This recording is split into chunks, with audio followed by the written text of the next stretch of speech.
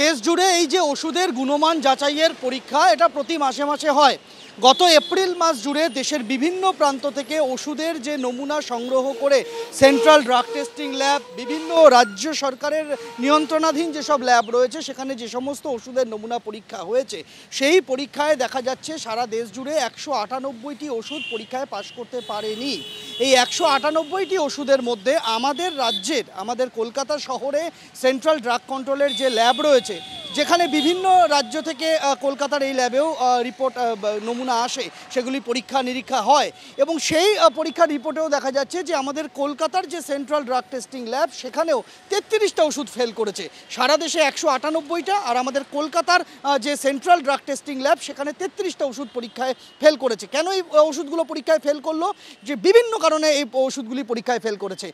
কোনো ওষুধ একেবারে জাল, অর্থাৎ তার অন্য নামী সংস্থার ব্র্যান্ড নেম জাল করে বানানো হয়েছে সেই ওষুধ, অর্থাৎ যেটা আসলে সেই সংস্থারই নয়। সেই সংস্থাগুলি জানিয়েছে যে এটা আমাদের তৈরি ওষুধ নয়, এটা আমাদের সংস্থার নাম এবং ব্র্যান্ড নেম জাল করে বানানো ওষুধ।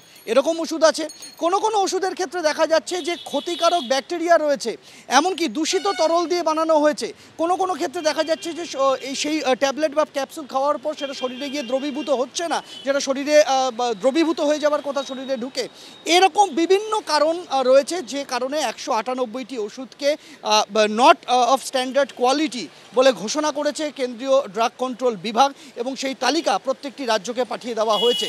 আমাদের রাজ্যের যে কেন্দ্রীয় সরকারি ড্রাগ টেস্টিং ল্যাব রয়েছে সেখানে যে ওষুধগুলি ফেল করেছে তার মধ্যে কিন্তু গুরুত্বপূর্ণ বেশ কিছু ওষুধ রয়েছে। যেমন সেই তালিকার দিকে আমরা যদি তাকাই তাহলে আমরা দেখতে পাবো তাতে অপারেশনের পর ব্যবহৃত যে ইঞ্জেকশন, সেই অপারেশনের পর ব্যবহৃত ইঞ্জেকশন তা রয়েছে সংক্রমণ ঠেকাতে ব্যবহৃত ইঞ্জেকশন, স্নায়ু রোগের চিকিৎসায় ব্যবহৃত tablet, antibiotic injection, Ringer lactate saline, যে রিঙ্গার ল্যাক্টেট স্যালাইন নিয়ে মাস দুয়েক আগে ব্যাপক হইহল্লা হয়েছিল আমাদের রাজ্যে, ডায়াবেটিসের ইঞ্জেকশন, কেমোথেরাপি, রেডিওথেরাপির পর যে সাইড এফেক্ট হয় তার প্রতিরোধের ইঞ্জেকশন, যক্ষ্মার ওষুধ, কি নেই এই তালিকাতে।